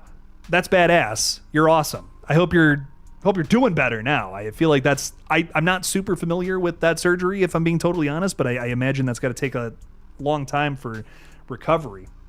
I remember my father had a hip replacement surgery where they cut open his ass cheek. I'm probably embarrassing him right now, but they cut open his butt basically and took the old hip out, put a new one in basically. And that was like months. I mean, months of him not being able to walk, which is like, I would be so pissed about that because I'm a busybody. I got to be moving all the time. So I imagine that's got to be rough, dude. So much love to you, sending you well wishes. And remember, healing takes time, but it'll happen. It will happen. So much love to you, my friend. Wishing you nothing but good health.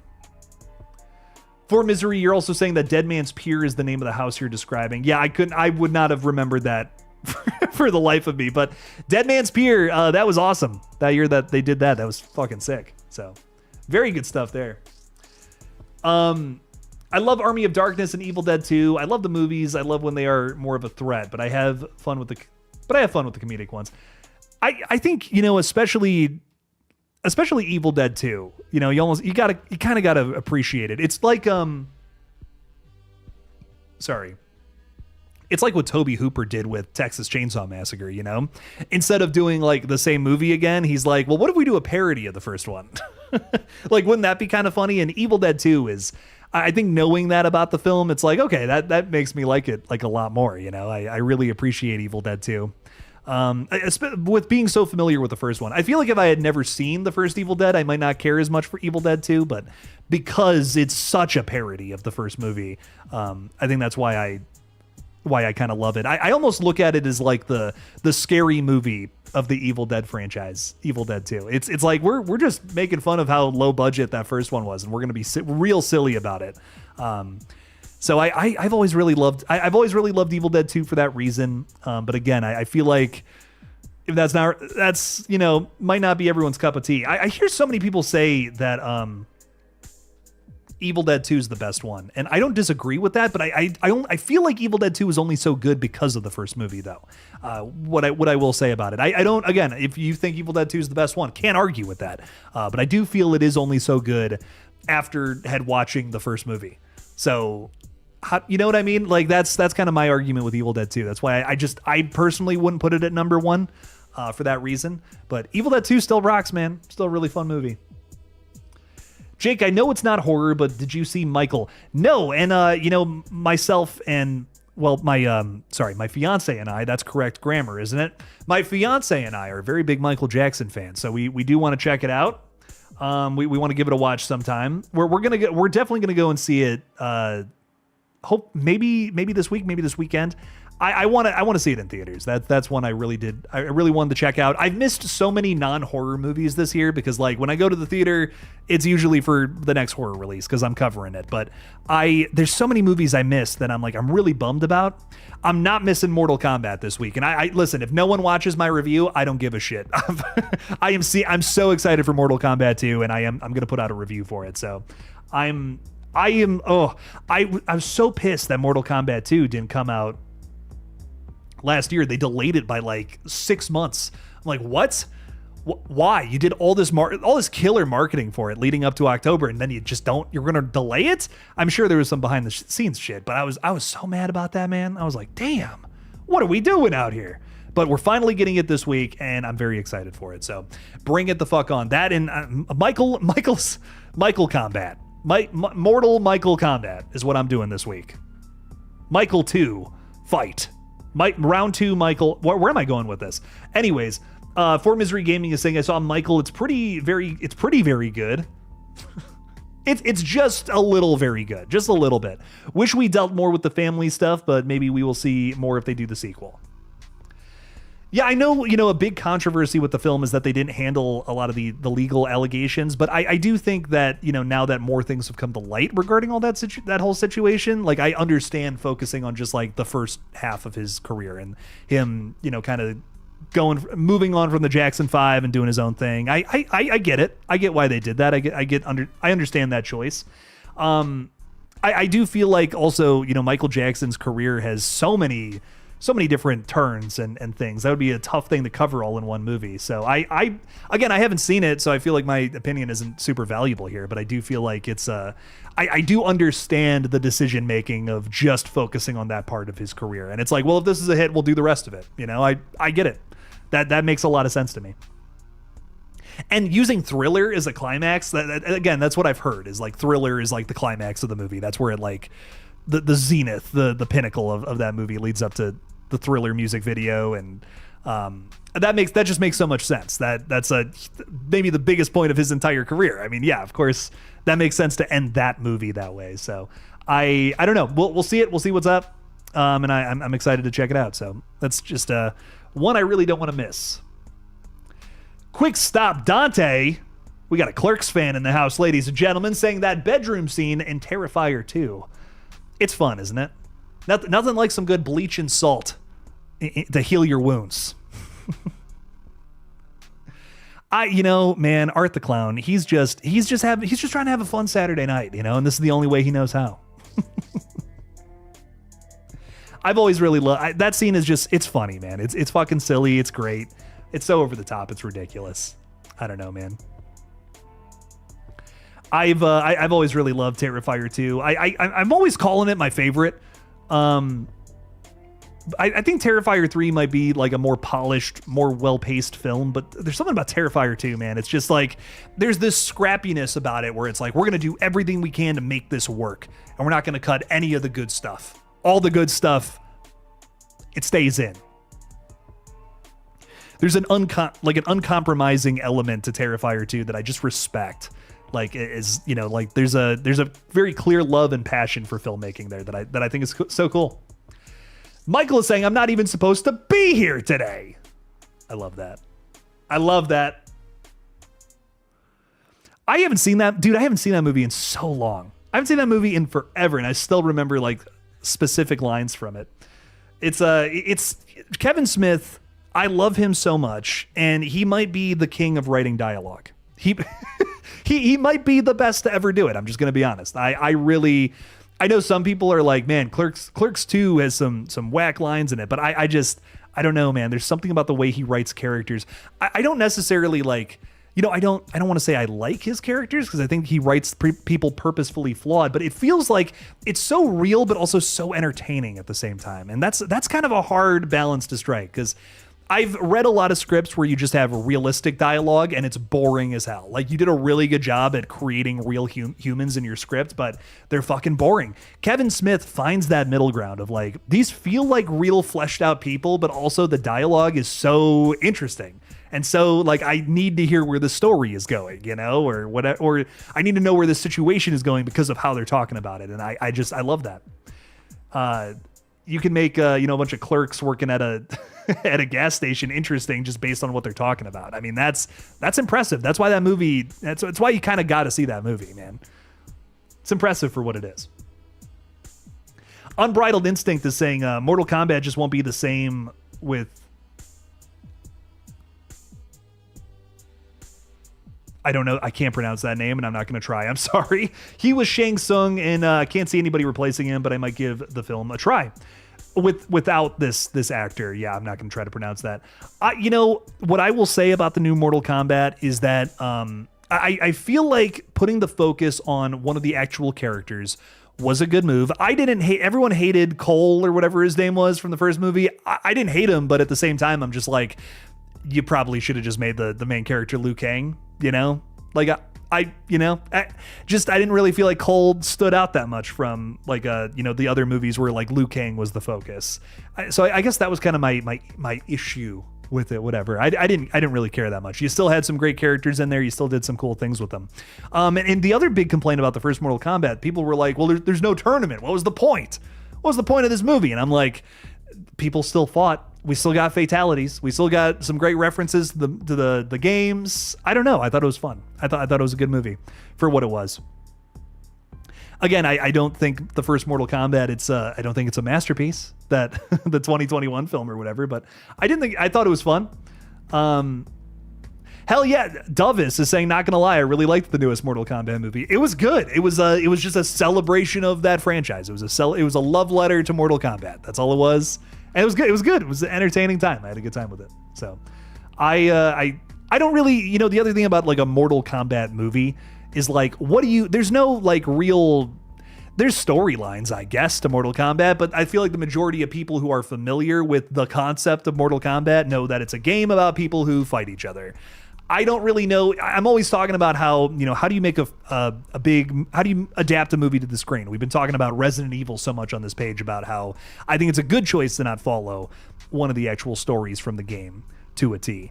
With Mortal Kombat, I feel like the best thing you're going to get from a Mortal Kombat movie is a bunch of references, brutal kills, and not much else. And that, in a way, captures the spirit of Mortal Kombat. I don't think I would really want a Mortal Kombat movie that was more in-depth.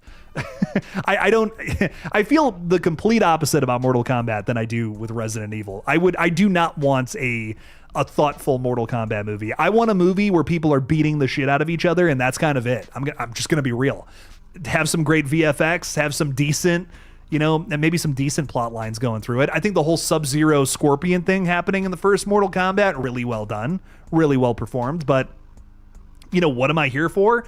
I want to see some fatalities. I want to see some people getting ripped to shreds. But I'm just going to be honest. Mortal Kombat's just, it has different things to offer than a Resident Evil movie could, and that's totally fine. There's nothing wrong with that. Every franchise has a different formula for success, I think. But I loved that first Mortal Kombat, man. I also think I have just like a lower standard for a Mortal Kombat movie than like a new Resident Evil movie. There's potential to tell a really good story in that universe. Mortal Kombat, again, I just have people fight each other and rip each other to shreds. That's cool. I'll take it. Rock on. For Misery Gaming is saying, I definitely like the original Mortal Kombat movies more than the lockdown era Mortal Kombat. The 90s movies are fun. Dude, for sure. I mean, I have a really good time with them. The soundtrack for those movies, I mean, I wouldn't change a thing. Come on now.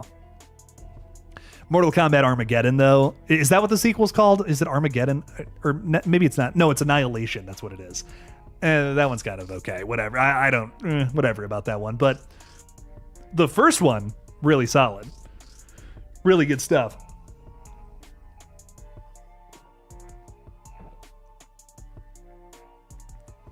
I really hope they just keep making these movies too. I think they're fun for what they are. And we got Brandon saying the mall scene in Terrifier 3 is so damn funny. How do you think they will parody that mall scene in Scary Movie 6, Jake? That's a really good question. It's so out of nowhere. There's been some big predictions I've made about horror movies that I remember at the time being very confident about.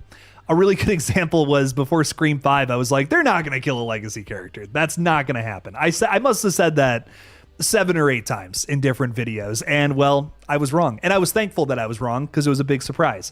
Terrifier 3.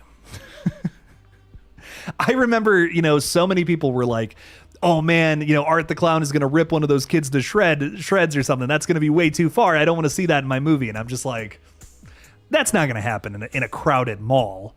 Come on, like they're gonna tease us. This is gonna be a scene where Art the Clown's gonna have some fun and do some goofy things, whatever. That no one's gonna die in this scene. I was so wrong, and I was so shocked when that happened. I mean, dude, that's so evil. What the fuck? I mean, oh my God, Art the Clown. Crazy scene. I just was not expecting that to happen there. That was awesome. Yeah, how are they going to parody that? I mean, I feel like we've already seen a lot of it in that first trailer that came out for Scary Movie 6. We saw the kids, you know, with all the different body parts and whatnot. It seems like it's a flashback, though. Like, it seems like Anna Faris, her kid, is obviously a big new character in this movie. We're playing off of the whole legacy, sequel, requel tropes. So I feel like the joke there is going to be that Anna Faris is not a very good mom. And she's not paying attention on her phone when her kid is maybe, you know, handling some body parts that Arthur Claus is giving to her. You know what I mean? I think that's kind of the situation we're getting ourselves into. I actually think, and this might be disappointing to some people, but I do think that the Terrifier scene in Scary Movie 6 is going to be very brief. I think it's only going to be for like a little segment, and then we're going to move on to something else. And I'm watching the Scary Movie 6, all the coverage of it, all the different shots. It seems like that's the case for a lot of the stuff outside of Scream.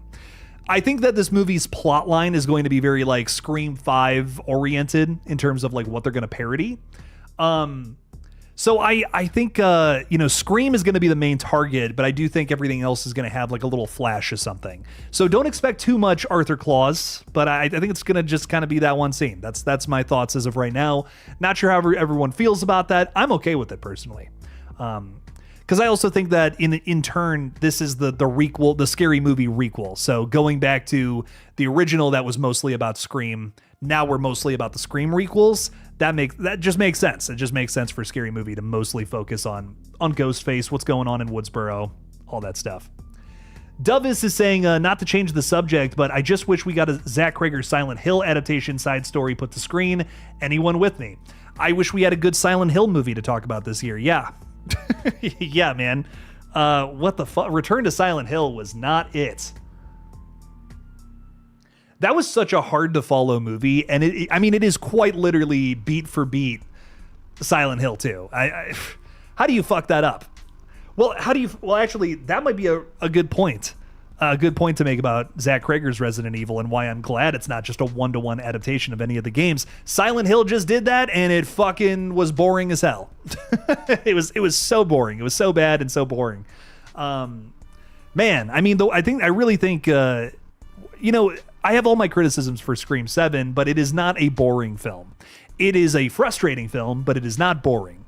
Return to Silent Hill was fucking boring, man. I think it had some cool... I don't know, it had some cool monsters and kills or whatever, but man, that was a snooze fest. Crazy. I don't know. I just don't know how you fucked that up that badly. Silent Hill has so much cool shit going on. I feel like it would be, I don't think it would be easy to make a good Silent Hill movie, but I think it would be like, I don't know, you just have so much to work with. You have some great character designs, you have some scary fucking monsters in this like really spooky setting. Dovis, you walked out of the new Silent Hill movie. I don't blame you, dude. That movie, you did not miss anything. The back half of that movie, like, it gets even more stale. It's just like, oh man, that was rough. That was bottom of the barrel of the year for me personally, which is such a shame. Silent Hill, we need a really good Silent Hill movie. The original's not bad, but it's poorly paced, and this one's even more poorly paced. So it's just a shame. It's just a shame. I have to play catch up with Scary Movie if I decide to see 6. I stopped at the 3rd movie. Well, Unbridled Instinct, 6 is the Wayans brothers again. So it's going to feel like 1 and 2 again, I believe. I will say, you're not really missing a whole lot with Scary Movies 4 and 5. I did just like... Here's something really interesting, though. Dread Central put out an article recently writing all about Scary Movie 4 and how they claim it's the best sequel. And I'm just like, I don't remember 4 all that fondly. And I watched about 20 minutes of it the other day, and I was just like, I don't know. This one doesn't really hit. But I'm gonna sit down and watch Scary Movie 4 again, because I was reading this Dread Central article, and I'm so sorry, I don't remember the person who wrote it or where it came from, what it was, but I do recommend reading this article if you have some time. They made some really good points about the film, some little things I remember about it. One of the big things was that they actually used the Saw bathroom set from Scary Movie 4 for a Saw film. Like they repurposed it and made it look more like a real Saw film opposed to the parody, and I thought that was really cool. There's a bunch of little things like that where Scary Movie 4 is specifically targeting movies and, you know, stuff that was coming out at the time, again getting a little more critical towards that, where, you know, 3 kind of gets away from that a little bit. You know, with 3 is like, the story of 3 is almost mainly about signs, which, like, yeah, that's a horror movie, but I feel like there was other things they could have hit on at that point in the early 2000s to talk about. Scary Movie 4 kind of does focus a little more on like the general space of horror in the mid 2000s, which I think is interesting. And I don't know. I mean, I guess maybe well done. I don't remember the jokes really landing in Scary Movie 4 all that much. What I will say though is you can fucking skip Scary Movie 5. That's a piece of garbage. I don't know what happened with that one. I'm going to be honest. Scary Movie 5 is just bad. That is an unwatchable film. And it doesn't even really, like, it's not really even about too many horror movies. Like Planet of the Apes ends up being like a huge focus of that one. I don't know. That one did not really do it for me. King Matthew III, what's up, dude? How we doing? Welcome in, welcome in. Thanks for joining. Thanks for joining the stream where we're talking about Scary Movie and Planet of the Apes. All about horror, baby. Get into some weird shit, that's for sure. Jamie Hart's with us. Yo, I'm a huge fan of the Silent Hill games, so I skipped the movie. I don't blame you. the games are way better. One day I think we'll have a good adaptation of Silent Hill. One day, but today is not that day. This is not the year, you know, but it'll happen eventually. We are kind of in the golden age of video game movies, whether you like it or not. More video game movies have been hits in the 2020s than any other time. And honestly, dude, like, I don't know how everyone feels about these movies, but I really enjoyed the Sonic films. I have all 3 of them. I've had a very good time with them. They're very well done movies. They are not, you know, perfect films by any means again, but like in terms of really good kids movies, they're really solid, man. Like I had a really good time with all 3 Sonic movies. I think they are all worth your time. And I think they got some fun performances in them, some silly jokes, some nice little character moments. I don't know. I really love the Sonic films. I've had a good time with all 3 of them. I'm like, bring on part 4. Yeah, fuck it, dude. I will not say no to that by any means. It's really the only thing Jim Carrey is doing too, so I think that's a big part of it. A big part of why I like him. Time to go watch some WWE. Jake, have fun. Thank you, my friend. I think it's time for me to go watch something and wind down for the night as well. But I will say one more time, everybody, thank you so much for 40,000 subscribers. That is so damn cool. We are well on our way to 100K, nearly halfway there, which is cool. And I plan on going hard like how I've been. Just I want to grind up there. I want to make it happen. This channel will hit 100,000 subscribers. Manifest it in your brains. Make that happen. It's gonna happen. So I'm excited for it. Thank you for 40,000 though. Thanks for celebrating with me tonight. And I really appreciate y'all a bunch. So much love to you all. We'll be live again on Thursday for a very special stream. By the way, if you're a channel member, Patreon supporter, either or, let me know what your favorite original horror movie has been in the 2020s. Because on Thursday, we're going to be what are we gonna do? We're gonna do a bracket stream on 16 of the best original horror movies and whittling it down to 1. We're gonna pick 16 movies specifically from channel members and Patreon supporters. So let me know which movies you want to see on that list. We're gonna take the 16 most popular responses. I put out posts over on Patreon as well as through like the channel memberships here. So please leave a comment on that post about what's been your favorite original horror film. So no sequels, no requels, no reimaginings, remakes, none of that. What's your favorite original from the last 6 years? Let me know, and we will add it to the list. I already got 4 or 5 on there, so throw it out there. Let me know your thoughts. So much love to you all again. Thank you for the support tonight. Thanks for chatting. And as always, don't forget to kill it out there, y'all. Bye-bye.